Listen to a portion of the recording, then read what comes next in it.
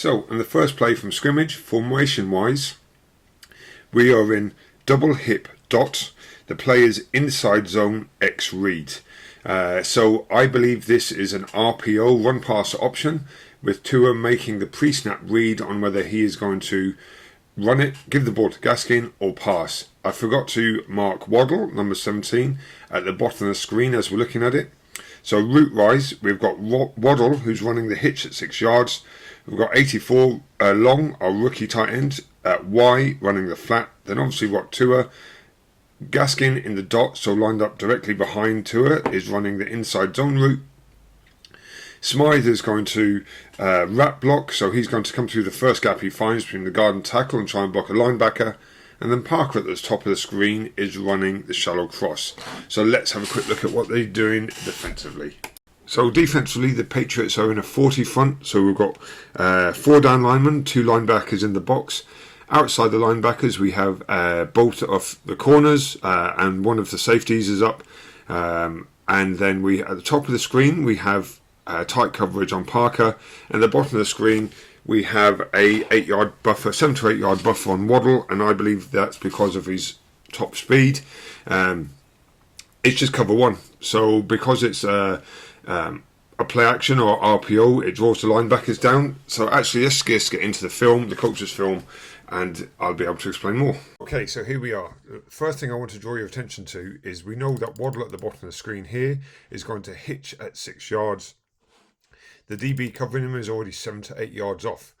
So because the DB is going to be afraid of getting beat deep, and we run the film through, we're going to see it now, look, he's already backpedaling. So Tua knows pre-snap that this is the route where he can go. And that's indeed, you can see he throws to Waddle. Waddle crabs across the field.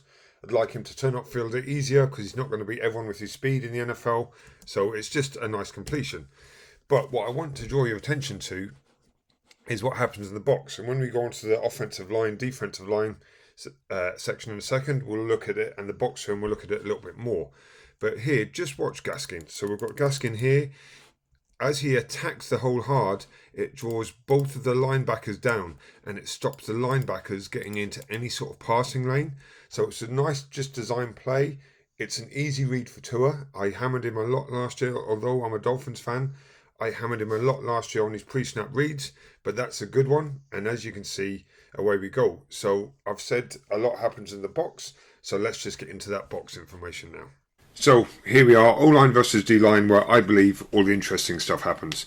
As I've mentioned already, the Patriots are in a 40 front, so they've got 4 down defenders, they've got 4 down linemen. The defensive end number 9 has stood up, still makes him a down lineman, he's trying to widen. And then we've got 2 linebackers in the box who both run fill. Interesting stuff happens on the offensive line. We've got a lot of down blocks from the centre and the left tackle. Really interesting though, a little bit of old school football. Our right guard Kindley's going to pull and long trap. The reason why it's called a long trap is because he has to go a long way, traps the defensive end, and then as I mentioned already, we get the wrap block from Smythe. Let's just get into film and hopefully explain it a little bit better. So I know if you've stuck around this long, you've come to listen to the O-line talk, but I want to just dispel, or not dispel, but talk about, is it an RPO or is it play action? All the elements for the RPO run pass option are there. However, I believe the way we run this, Tua has made the read pre-snap. The defender is 8 yards off. We've got a hook at 6 yards. It's an obvious throw. So whilst it is all the elements for RPO there, I believe it's play action. Now let's have a look at why. So here, let's just watch Tua. We all know this is Tua. There, his eyes. If it was an RPO, let's look at where his eyes are. His eyes are out wide.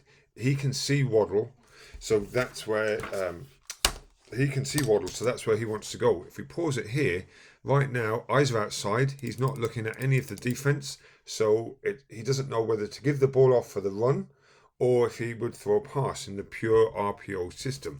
However, their eyes are still lateral. He knows he's going to throw to Waddle, and that's fine. There's our rookie there. Good job, completion.